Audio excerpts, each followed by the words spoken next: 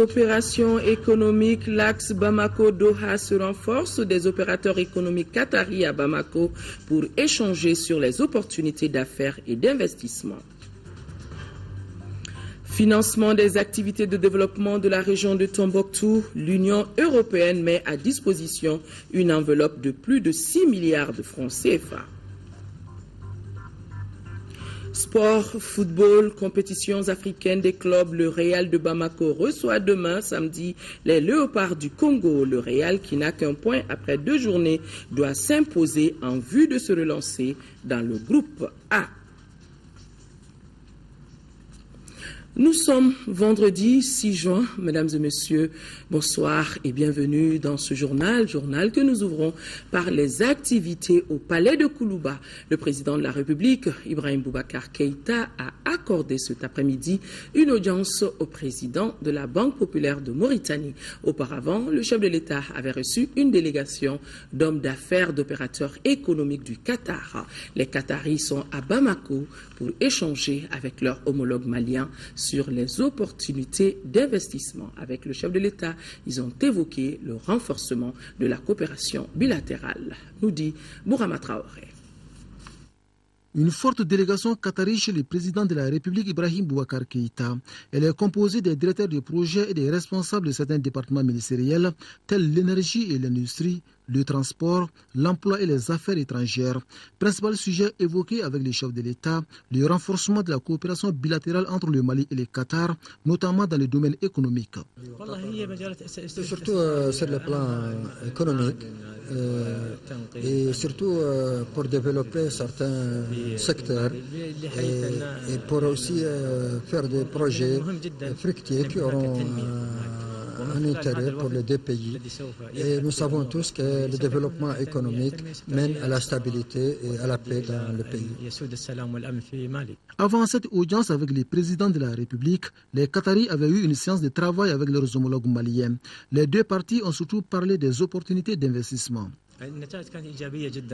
Les résultats étaient très positifs et surtout qu'on a avancé pour résoudre les points qui étaient en instance. Quels sont ces points-là? C'est des points techniques qui concernent l'intérêt des deux pays et qui est surtout au plan de l'investissement, de l'économie. Une autre délégation reçue par le président Ibrahim Boubacar Keïta, c'est celle de la Banque populaire de Mauritanie. Rien n'a filtré cette rencontre entre le chef de l'État et ses hôtes.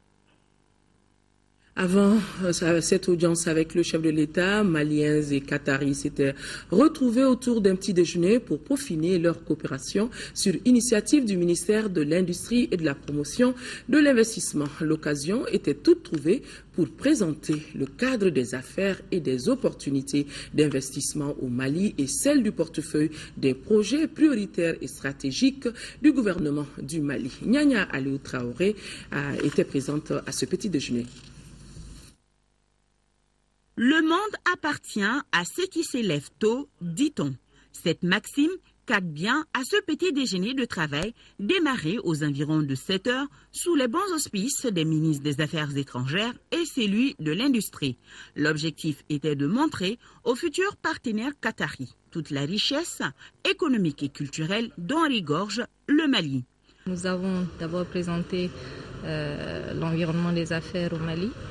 Et ensuite, nous avons exposé les opportunités d'investissement, notamment les opportunités sectorielles d'investissement au Mali.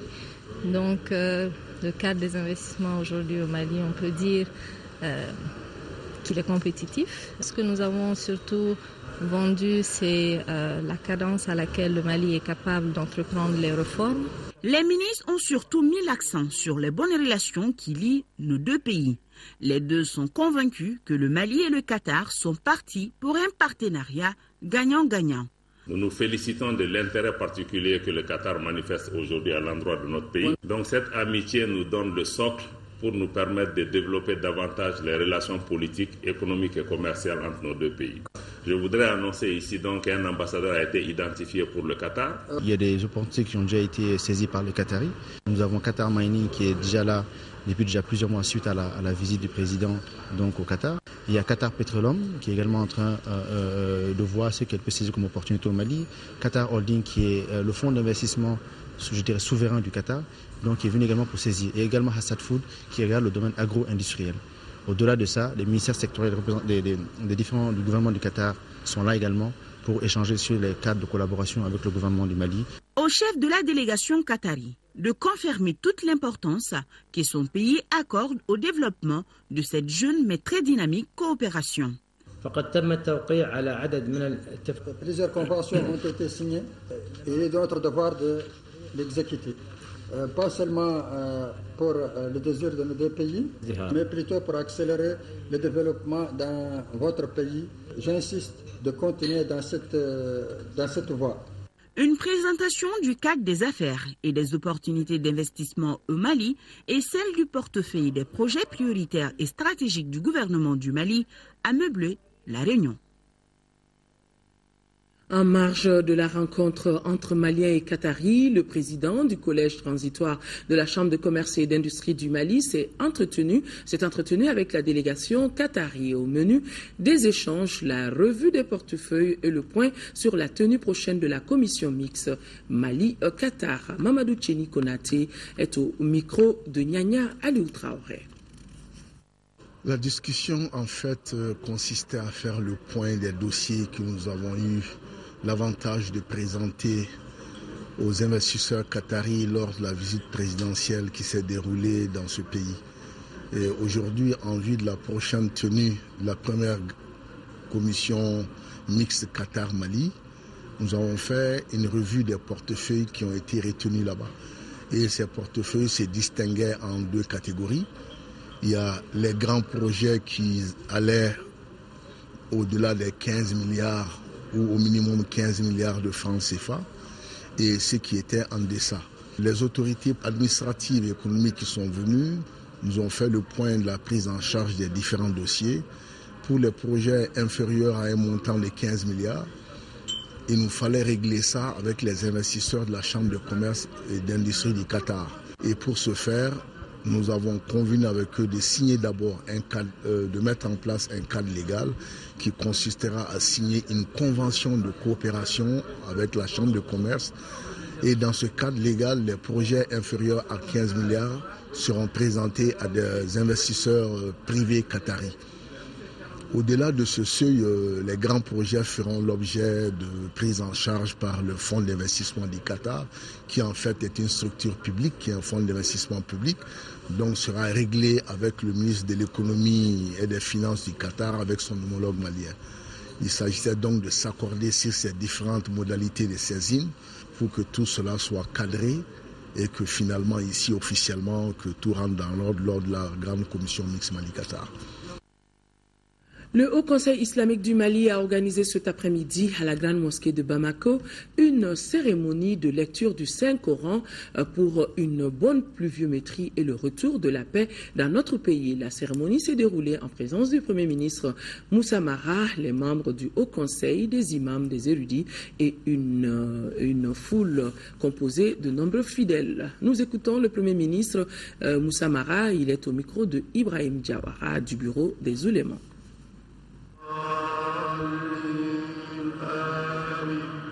C'est de la satisfaction.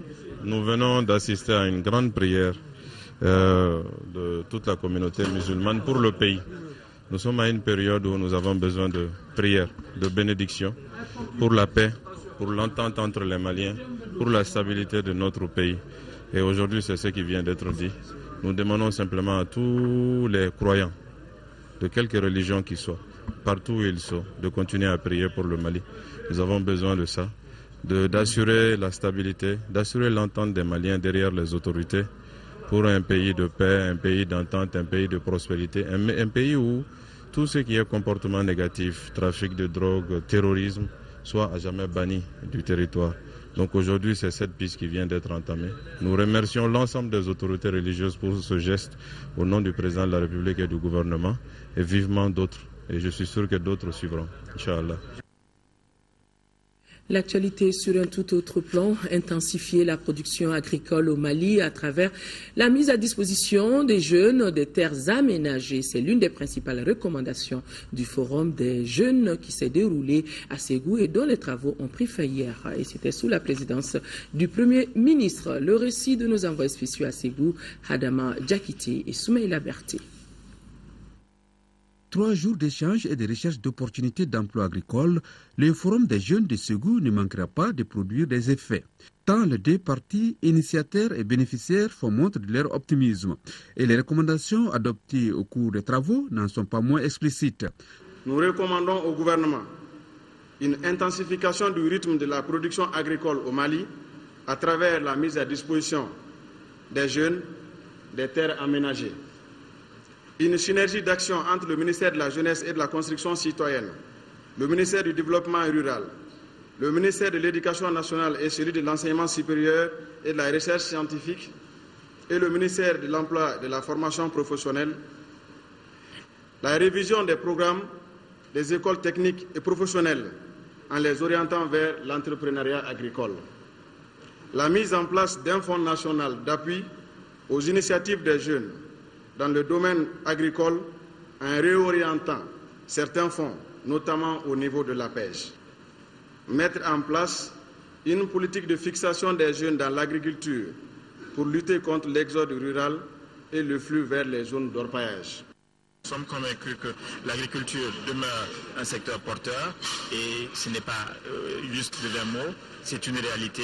Nous y croyons, il suffit que tout le monde y croit pour qu'ensemble, en nous donnant la main, nous parvenions à faire en sorte que les jeunes aient des débouchés dans ce secteur-là. Tous les emplois ne sont pas des emplois de bureau. Il y a des possibilités d'emploi dans ce secteur. Un jeune qui réussit permet à d'autres jeunes d'accéder à des revenus. Parce que c'est quand on vous donne 5 hectares, ce n'est pas simplement un seul individu qui va aller travailler.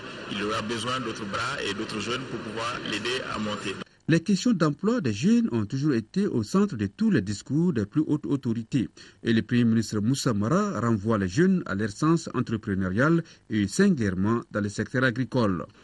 La thématique du présent forum, l'agriculture, opportunités d'emploi et d'insertion des jeunes, est en parfaite harmonie avec notre vision et notre aspiration qui concourt à l'atteinte de l'autosuffisance alimentaire et faire du Mali une puissance agricole qui nourrit ses hommes et soutient l'économie nationale.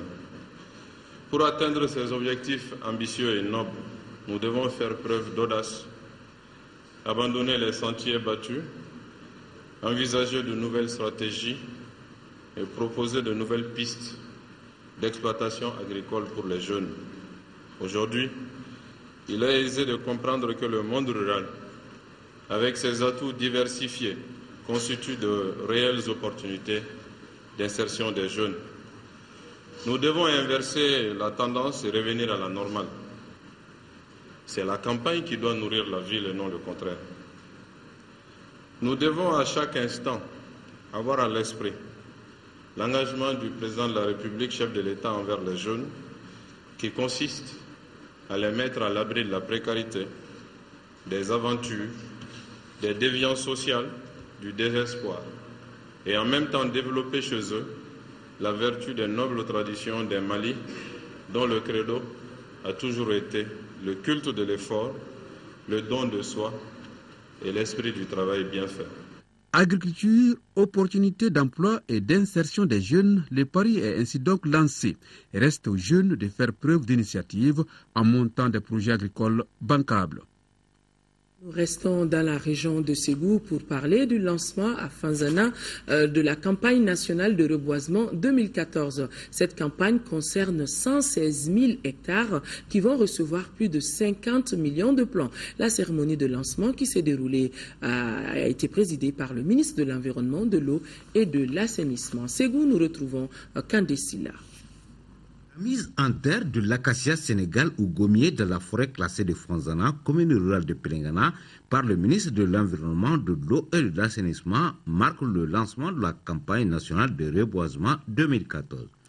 Le ministre Maïga fut imité dans le geste par plusieurs autres personnalités. Planté déjà dans un endroit sécurisé, et s'il plaît à Dieu, nous aussi nous allons faire en sorte de sensibiliser la population, les interpeller de manière que nous puissions entretenir non seulement les 100 hectares qui sont prévus, mais aussi faire en sorte que nous puissions continuer l'activité en question. Sur le plan national, le département envisage de reverdir 111 000 hectares avec 54 333 000 plans pour un montant global de 250 millions de francs CFA.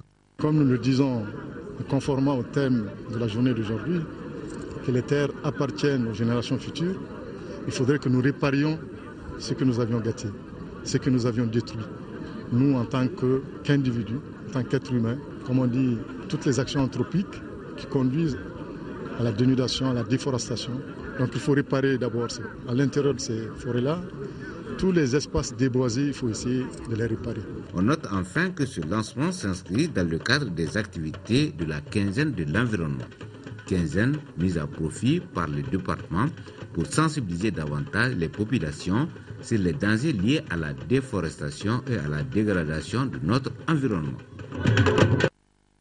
Les cadres des services techniques du ministère du Développement rural étaient en conclave au gouvernorat du district de Bamako. L'objectif, c'était de faire la mise en œuvre du plan de campagne agricole régionale harmonisé pour la campagne 2014-2015. Et la rencontre était présidée par le ministre du Développement rural. Compte rendu, Lamine Keïta.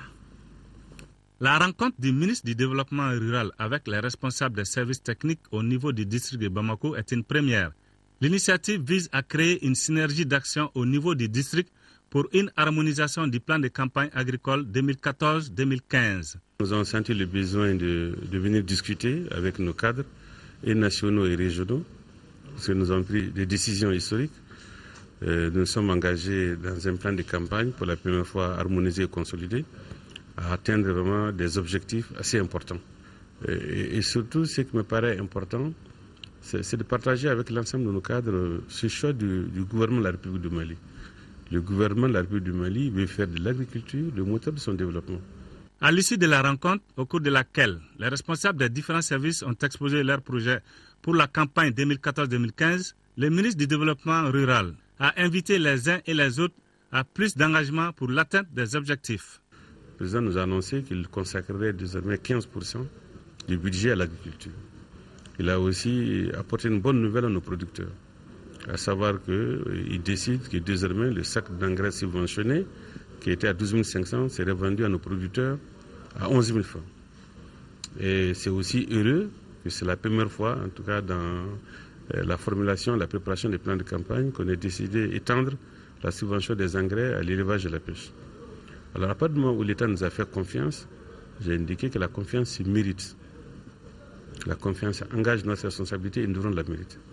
Et donc mériter la confiance, c'est aussi de dire en retour au Premier ministre, au chef de l'État, à l'ensemble national, que oui, nous allons aussi donc réunir les conditions pour atteindre les objectifs de campagne que nous avons annoncés devant le président de la République. Le travail est collectif.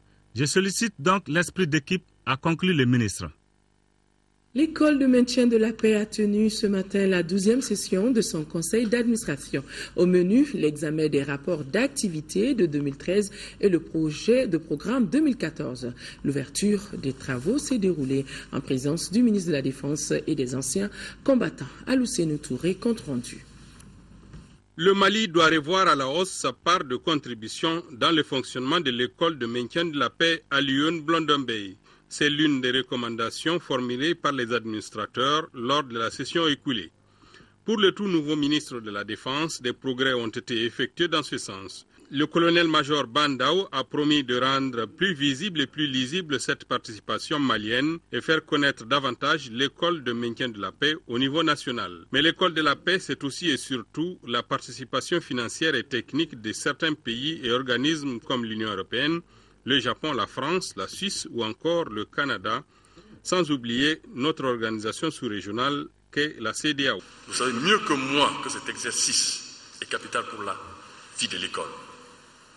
Après un regard sur la mission confiée pendant la dernière session du 21 novembre 2013, vous allez autoriser, après des échanges fructueux, en sa qualité de centre d'excellence, les objectifs sont ceux de notre communauté régionale, CEDEAO, mais aussi de toute l'Afrique et même au-delà. L'exercice en question est l'examen des rapports techniques et financiers de 2013 et du budget de l'exercice en cours. L'école il faut le dire, manque cruellement de personnel. Des mesures sont en train d'être prises pour renforcer l'école en termes de ressources humaines. Par ailleurs, un vibrant hommage a été rendu au tout nouveau directeur général de l'établissement. Son passé d'instructeur et d'administrateur ont été évoqués. Demain, samedi 7 juin, le Mali, à l'instar des autres pays africains, célébrera la journée africaine des frontières. Sa célébration par les États membres est une recommandation de la deuxième conférence des ministres en charge des questions de frontières tenue du 22 au 25 mars 2010 à Addis Abeba. Là-dessus, un extrait de la déclaration du ministre de l'Intérieur et de la Sécurité, des propos recueillis par Abdul Karim Kaba. Le Mali, avec ses 1 241 230 km² de superficie, compte environ 7 568 km de frontières. Sur cette longueur, les 2603 km qui totalisent les lignes frontières avec l'Algérie et le Burkina sont entièrement bornées. À l'instar de la grande majorité des frontières africaines, celles que le Mali partage avec les pays voisins sont issues du tracé colonial. Cette origine coloniale traduit l'évidente réalité que notre pays n'est pas à l'abri des contestations territoriales et des conflits qui peuvent naître des disputes autour des frontières.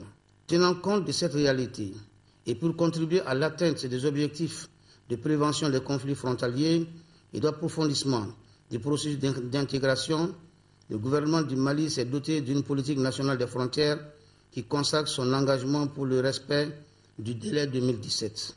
Aujourd'hui, la situation géostratégique du Mali exige du gouvernement la traduction dans ses actions de gestion des frontières en moyen de lutte contre les menaces multiformes auxquelles le pays est confronté d'une part et d'en faire une stratégie de réponse aux défis de stabilité, de paix, de sécurité et de co-développement d'autre part. Pour ce faire, le ministère de l'Intérieur et de la Sécurité demeure mobilisé dans un élan de collaboration et de solidarité avec les départements sectoriels concernés pour adapter la politique nationale des frontières aux réalités socio-économiques et sécuritaires et aux impératifs de développement de notre pays. De la décentralisation et de la ville a rendu ce jour une visite de courtoisie à 2 coordinations féminines du Mali. Il s'agit de la coordination des associations et ONG féminines du Mali, CAFO, et la Fédération nationale des collectifs d'organisations féminines du Mali, FENACOF.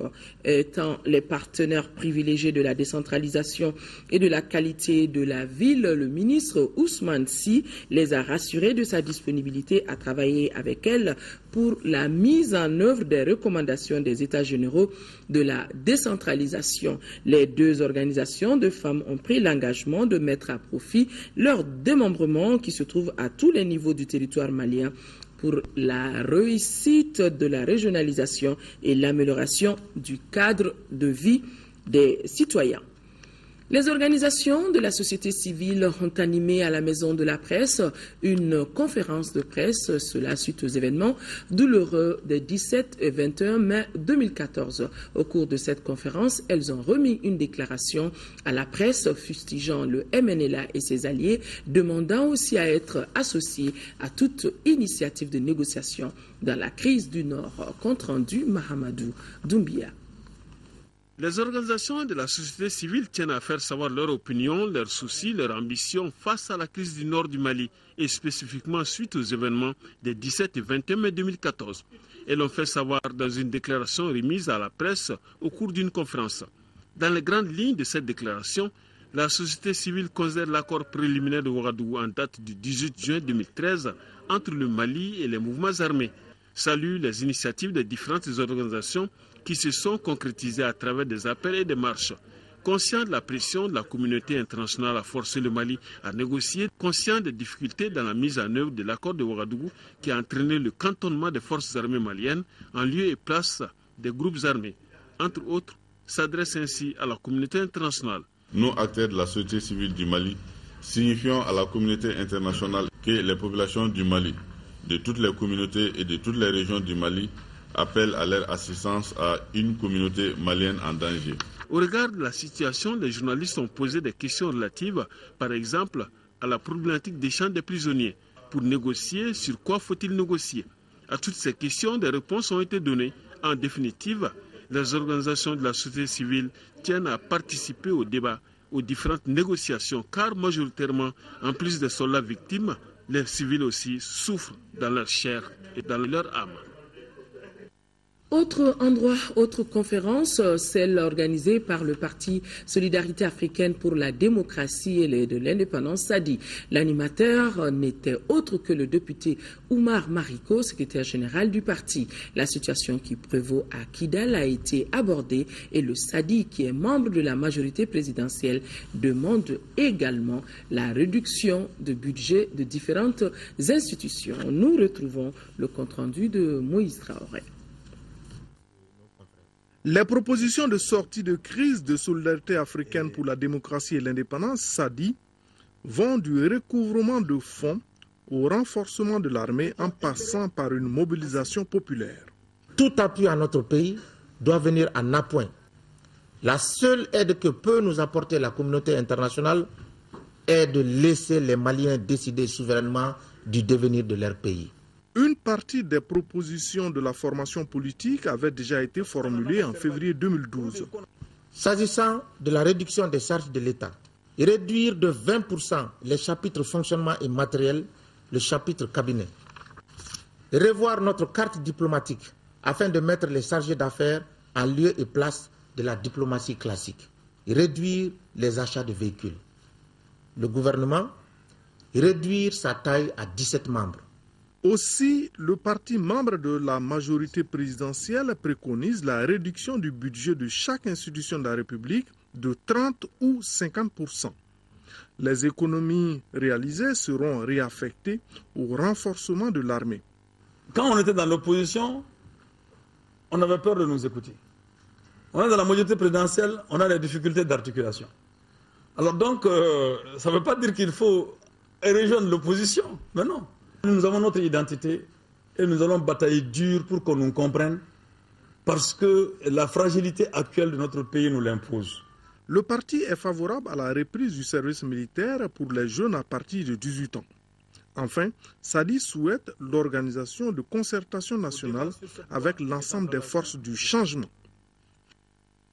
Le Bureau politique national du Rassemblement pour le Mali RPM informe toutes ces sections que la conférence nationale qui était prévue pour démarrer demain les 7 et 8 juin est reportée à une date ultérieure. Je vous le disais dans les titres, plus de 6 milliards de francs CFA, c'est l'enveloppe débloquée par l'Union européenne pour le cadre commun des filets sociaux dans la région de Tombouctou. Le lancement de cet ambitieux programme a été présidé par le gouverneur de région en présence des membres du comité régional d'orientation, de coordination et de suivi des actions de développement. Tombouctou, nous retrouvons Yéya Tandina. Commun sur les filets sociaux a procédé au lancement du programme dans la région de Tombouctou. Objectif, poser les bases de la résilience d'environ 40 000 ménages les plus touchés par la crise alimentaire. Financé par l'Union européenne à hauteur de 6,6 milliards de francs CFA. Le programme sera exécuté en 6e région par le Conseil danois pour les réfugiés, l'ONG Solidarité Internationale et Handicap International. Le cadre commun opte sur des approches pilotes avant une mise à l'échelle institutionnelle. Des actions du CCF dans les régions de Tombouctou veulent s'inscrire dans un mouvement de réflexion au niveau régional sur les besoins humanitaires au Sahel et se proposent de déclencher une dynamique de capitalisation et de coordination avec les acteurs. 22 communes de la région sont concernées par le programme. C'est pourquoi l'expertise du CROCSAD a été mise à profit pour éviter les duplications. La dynamique doit être maintenue parce que nous venons de sortir d'une crise, qui a appauvri l'ensemble des populations et a rendu vulnérables toutes les populations de nos régions. Nous pensons plutôt à ce que les ONG puissent prendre en compte toutes nos populations aujourd'hui. Le cadre commun adopte une perspective de transition de l'urgence vers le développement basée sur des approches pilotes avant une mise à l'échelle institutionnelle. Je donne mon engagement pour la disponibilité constante des autorités administratives et techniques régionales à s'approprier de ce programme et à l'accompagner dans sa mise en œuvre effective. Les actions de ce programme ont démarré en mars 2014 par les partenaires. Elles s'étendront sur une durée de 12 mois. Contre d'évaluation du projet Kenea Sabatili à Sikasso, objectif restituer aux différents acteurs et aux partenaires les conclusions auxquelles l'évaluation a abouti et les a menés dans une discussion sur la prise des enseignements tirés du projet. Idrissa Ngoulou Sissoko depuis Sikasso. C'est dans le souci de renforcer l'équité dans l'accès aux soins de santé au sein de la population que le gouvernement a adopté en 2011 la stratégie nationale d'extension de la couverture maladie pour les populations des secteurs informels et agricoles. Ainsi, dans la région de Sikasso, un consortium d'acteurs intervenant dans le développement des mutuelles de santé ont mis en place, avec l'appui du BIT, le projet Kenea Sabatili pour expérimenter cette stratégie nationale entre 2011 et 2013. Au cours de cette rencontre, il s'agit pour les participants d'évaluer ce projet. En fin du projet, le BT a commandité son évaluation externe afin d'identifier les succès et faiblesses du projet, leçons utiles pour la mise en œuvre de la stratégie à l'échelle nationale. Et plus spécifiquement, il s'agit d'évaluer la pertinence du projet, son efficacité et la durabilité des interventions. Durant la période de mise en œuvre du projet, l'État est parvenu, malgré les difficultés que le pays a traversées, à honorer ses engagements à l'endroit des mutuelles de santé avec lesquelles il a signé une convention en mettant à leur disposition le cofinancement des cotisations de leurs membres. Les acteurs de la santé et des mutuelles vont réfléchir sur des thématiques comme la subvention des cotisations des mutuelles et sa périodicité de mise à disposition, la professionnalisation de la gestion des mutuelles, le développement du partenariat et la communication.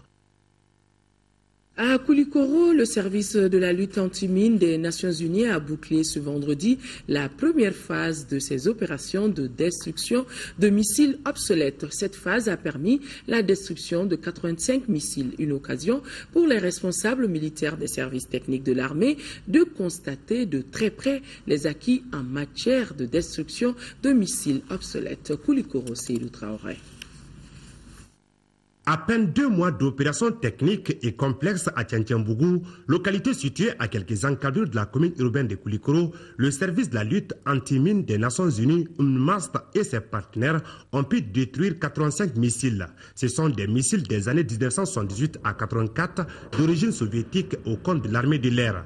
L'objectif de la présence des officiers militaires sur le terrain est de comprendre comment cette première phase des opérations de destruction des missiles obsolètes a pris fin. Je remercie UNMAS pour la destruction de ces missiles qui constituent bien sûr, comme vous l'avez bien mentionné, un danger pour non seulement nous spécialistes utilisateurs de ce matériel, mais aussi pour les populations parce que vous le savez bien que ces missiles étaient emmagasinés dans nos camps. Donc c'est une bonne chose de pouvoir les détruire. Ils ont participé, ils ont d'abord été formés. Ils ont été formés par UNMAS au Mali, au Bénin et ici également sur le terrain. Ils sont là, ceux qui ont le niveau 3. Ils sont tous ici, ils sont en train de travailler avec les experts commis par UNMAS pour la destruction de ces missiles. Une séance de brûlage des cylindres de propullant et d'explosion de missiles SA-3 a éclairé la lanterne des visiteurs sur les techniques appliquées dans ces opérations de destruction. Pour les responsables de l'UNMAS, sa structure est mandatée selon la résolution du Conseil de sécurité des Nations Unies.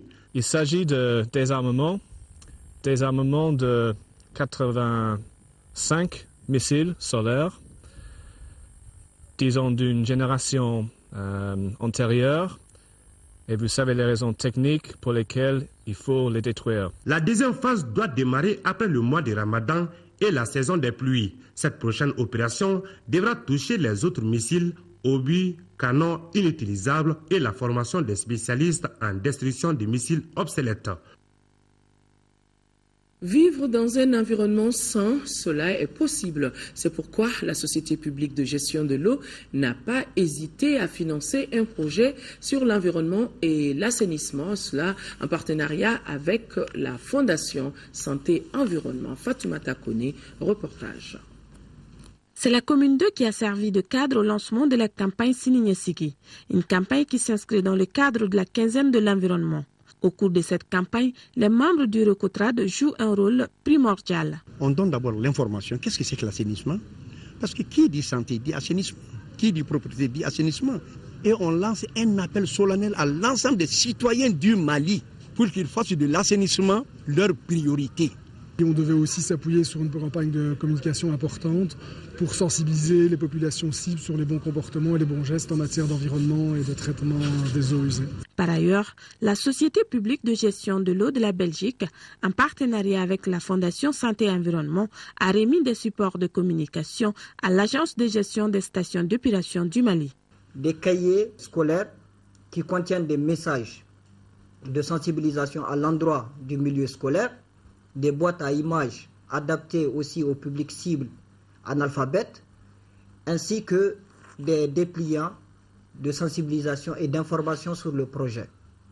Nous avons par ailleurs aussi mis en place un site internet au niveau de l'enjeu simple qui va contenir toutes ces informations. Le déficit d'accès à un assainissement correct constitue un facteur de risque important pour la santé publique et touche notamment les groupes sociaux les plus fragiles. Le manque d'assainissement pèse directement sur la capacité de travail des habitants. Selon les initiateurs, le matériel aura coûté près de 40 millions de francs CFA. Les documents serviront d'outils de communication pendant toute la période de la quinzaine de l'environnement. Le secteur de la microfinance s'agrandit. Une nouvelle institution appelée Microcred Mali a été créée. Le lancement des activités s'est déroulé, c'était hier après-midi, à l'hôtel Radisson Blu. Microcred Mali dispose déjà de 3 agences et plus de 3000 clients. Son objectif est de promouvoir le développement des activités commerciales, ceci par le renforcement des capacités des petites et moyennes entreprises. Mohamed Ould Mamouni. Microcred Mali est une institution de microfinance. Elle a démarré ses activités opérationnelles au Mali le 16 septembre 2013. Microcred Mali propose des services financiers aux petites et moyennes entreprises. Elle ambitionne de donner un nouveau souffle au secteur de l'économie malienne. Notre objectif, effectivement, est d'être parmi les institutions leaders de microfinance d'ici, disons, 1 à 2 ans. Aujourd'hui, nous avons 2 milliards d'encours de crédit et près de 800 millions d'épargne. Alors, ce que nous comptons apporter, c'est surtout des services financiers accessibles, rapides et simples. Aujourd'hui, cette institution de microfinance compte 3 agences, 3000 clients et 130 collaborateurs à travers le Mali. Pour le représentant du ministre de l'Économie et des Finances, l'implantation de Microcred Mali apportera un plus au secteur qui amorce une sortie des crises. La crise que la microfinance traverse en ce moment est une source majeure de préoccupation pour le gouvernement. Quand on sait le rôle que joue ce secteur dans l'amélioration de l'inclusion financière et la lutte contre la pauvreté. Les actions en cours devront permettre, nous en sommes convaincus, de circonscrire cette crise et de reconstruire un secteur de la microfinance solide et qui jouera pleinement son rôle dans le développement économique et social du Mali et dans la lutte contre la pauvreté. Microcred Mali est présent en France, en Chine et dans 5 pays de la sous-région, dont le Mali. Restons avec la microfinance. Kafo-Djiguiné, l'institution de microfinance, a tenu aujourd'hui son assemblée générale annuelle. Elle est placée sous le signe de la relance des activités économiques. Et au programme de la rencontre, l'examen d'approbation du rapport d'activité 2013 et l'adoption des états financiers arrêtés au 31 décembre 2013. Adama Koulibaly a suivi son reportage. La présente assemblée de Kafo-Djiguiné est la 25e depuis sa création. Cette session, selon les responsables de la microfinance, est placée sous le signe de la relance économique après la crise multidimensionnelle qui a frappé notre pays. Kafo-Djiguiné a été également très fortement éprouvé par rapport à ses activités et nous avons connu une année difficile. Nous sommes actuellement sur la relance et cette relance-là est présentement en cours. Malgré les difficultés de l'environnement socio-économique, les opérations de l'entreprise financière se déroulent normalement. Les indicateurs sont pratiquement au vert. Ils sont au vert non seulement par rapport au portefeuille, on se porte de mieux en mieux, par rapport à la qualité du portefeuille qui s'était fortement dégradée à cause de la crise, mais également par rapport même à la situation financière, nous sommes même capables de faire face à tous nos engagements. À la date du 31 décembre 2013, Kafo-Djiguiné présente un bilan financier de plus de 36 milliards en 2013 contre 35 en 2012, dont un taux de croissance estimé à 2,1%. Les gestionnaires des Kafo-Djiguién soulignent que c'est vrai que l'institution de microfinance a enregistré de petites perturbations, mais que de nouvelles mesures sont en place pour sa croissance. À l'ouverture de l'Assemblée, le représentant du département des finances a réaffirmé l'engagement à soutenir Kafo-Djiguién compte tenu de la place qu'occupe la microfinance aujourd'hui dans notre développement. La session annuelle a enregistré la présence de plusieurs représentants des institutions bancaires de la place. À la fin de la cérémonie, des localités comme Sikasso, Kenya et Bamako ont reçu des prix en espèces pour avoir été de bonnes clientes de Kafo-Djiguién. À Kita, le projet d'appui aux jeunes entrepreneurs Pagé Nieta a organisé une foire aux semences destinée à plus de 1000 jeunes déscolarisés et non scolarisés formés par le projet dans les domaines de la savonnerie et la céréaculture, marqué aussi par la remise de kits de démarrage de leurs activités génératrices de revenus. Nous retrouvons depuis Kita Mohamed Fabrice. Créer une relation commerciale directe entre ces jeunes et leurs fournisseurs de semences certifiés, amorcer la mise en place d'un réseau d'approvisionnement des zones de Pagé Nieta en semences certifiées qualifiées, tels sont entre autres les objectifs visés par cette foire aux semences du projet Akita. À cette occasion, 1074 jeunes déscolarisés et non scolarisés, dont 913 filles formées par le projet, ont reçu chacun dans son domaine, céréaliculture ou savonnerie, des kits pouvant les accompagner dans la réalisation des activités génératrices de revenus. On a mandat d'appuyer 3365 jeunes au niveau de la région de Caille. Mais pour ces 2 jours, au niveau du cercle de Kita, on a 1114 jeunes. Avec effectivement les kits mis à leur disposition, je pense qu'ils peuvent bel et bien réussir sans aller vraiment faire effectivement leur bosse au niveau de la santé. La délégation de l'USAID s'est rendue à Tumumba, à 15 km de Kita. Ici, elle a visité le centre de l'éducation de base qui accueille 54 apprenants. Elle s'est entretenue avec le comité de coordination des associations des jeunes, histoire de filtrer l'impact des actions de Pagé Nieta dans la zone. On avait des visiteurs de l'USAID Washington qui financent le projet. Alors ils étaient intéressés de voir l'impact des activités du programme sur la vie des jeunes. Et puis, est-ce que c'est une réussite? Est-ce qu'il y a des problèmes, etc. Le projet d'appui aux jeunes entrepreneurs Pagé Nieta est une initiative financée par l'USAID. Il a pour but essentiel l'assistance des jeunes ruraux déscolarisés et non scolarisés pour devenir productifs. Nos excuses pour la qualité de ces images. Du 15 au 17 juin prochain, le Salon des sports du Mali se tiendra au Palais des Sports. Les organisateurs étaient face à la presse pour expliquer le pourquoi de ce salon aux hommes de médias. Selon les organisateurs, ce salon sera un cadre pour les exposants de bien communiquer sur leurs problèmes et résultats obtenus. Compte rendu, Abdul Karim Kaba. Pour la première édition du Salon des sports du Mali, SESMA, plus de 30 exposants sont attendus. Ces exposants sont les fédérations nationales, les athlètes, les équipementiers, bref, tous les acteurs du secteur sportif. L'objectif du salon est de créer un cadre d'échange et de partage entre le monde sportif. Les jeunes-là qui ont voulu en tout cas apporter quelque chose au sport malien à travers la réalisation de cette première édition, il faut le dire, premier du genre au Mali, d'un salon de sport. On voyait ces pratiques-là ailleurs, mais pas au Mali. L'idée vient de ces jeunes-là. La première édition du Salon des sports du Mali, SASMA, constitue un des repères de l'évolution du sport dans notre pays. L'histoire va retenir que cette première édition du SASMA a été initiée par le comité syndical de la Direction nationale des sports et de l'éducation physique avec l'accompagnement du ministère des Sports. Du 15 au 17 juin prochain, le Salon des sports du Mali se tiendra au Palais des Sports. À travers cette foire, les organisateurs entendent regrouper tous les acteurs du sport pour communier autour des thématiques permettant de donner une nouvelle dynamique au sport malien. En marge du salon, il y aura des conférences, débats et des prestations d'artistes. Sport, football, compétitions africaines de clubs. Notre représentant, le Real de Bamako, reçoit ce samedi les Léopards du Congo au compte de la 3e journée de match de poule de la Coupe de la Confédération. Le Real, qui n'a qu'un point après 2 journées, doit s'imposer en vue de se relancer dans le groupe A. Notre reporter Aldou Matina a fait un tour au terrain du Lafia Club de Bamako pour voir les Léopards, puis à Djikoroni-Para où le Real a pris ses quartiers. Et voici son reportage. L'AS Real de Bamako s'apprête à faire sa 2e sortie à domicile en phase de poule de la Coupe de la Confédération. Cette fois-ci face à AC Léopard du Congo-Brazzaville. Il s'agira pour le Real de sonner la révolte à partir de cette 3e journée pour véritablement décoller. On doit se ressaisir. Du coup, c'est comme un petit championnat, donc c'est les points qui comptent.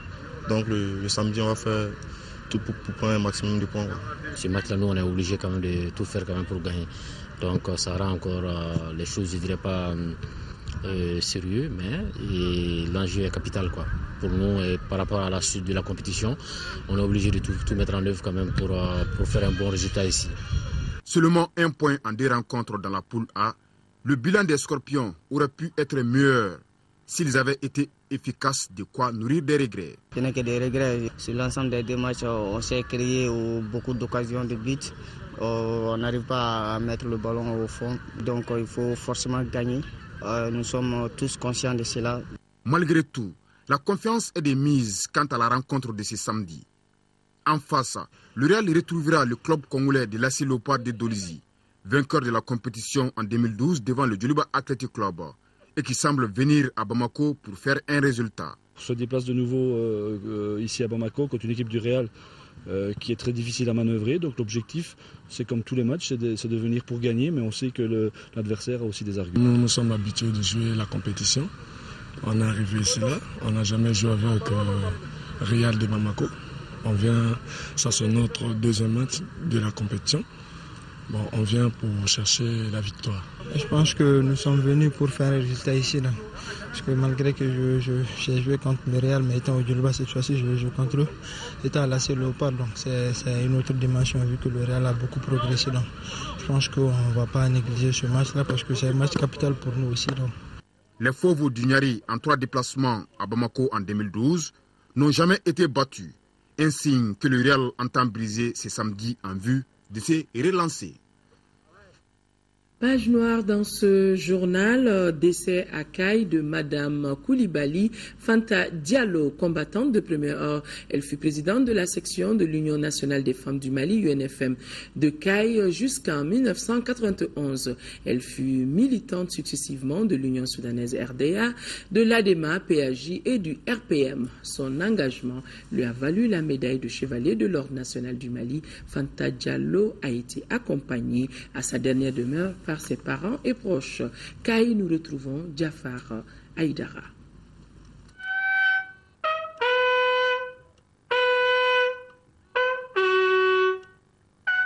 Adja Fanta Diallo, naquit en 1929 à Caille, était une militante de première heure de l'ISRDA. Elle a été aussi à l'UNFM, dont elle fut présidente des femmes du quartier de Plateau et présidente de la section de l'Union nationale des femmes du Mali de Caille et membre du bureau national. Elle était une femme battante. Elle est amenée jusqu'à faire construire une pédiatrie au niveau de Caille, de l'hôpital de Caille. Et vraiment, ça a été salutaire pour tout le monde. Et moi, j'ajouterais que j'ai travaillé avec elle durant 10 ans à la coopérative de Plateau. Là aussi, elle s'est montrée parce que le marché des plateaux, ça vient d'elle et de Ndiaye Sibi. Suite aux événements de 1991, elle adhère à l'ADEMA PAJ qu'elle quitte en 2002 pour le RPM. Consacrant sa vie à Caille, elle sera de tous les rendez-vous des jeunes et des femmes, recevant ainsi plusieurs distinctions.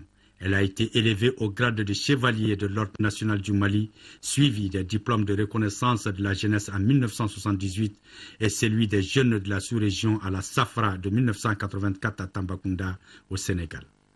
Elle a constamment œuvré à la consolidation de la paix et de la cohésion sociale, notamment dans tous les conflits dans son milieu et dans le cercle de Caille.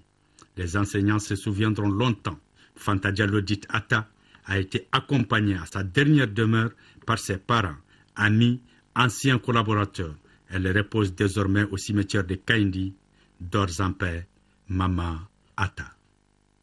Voilà, ainsi va la vie, qu'Allah subhanahu wa ta'ala l'accueille en son sein. Voilà, mesdames et messieurs, s'achève donc ce journal. Merci de l'avoir suivi. L'information reprendra ses droits demain 13h avec Aïssata Ibrahim Maïga et je me ferai le plaisir d'être là pour l'édition de la nuit. À demain donc et excellente nuit à tous. Au revoir.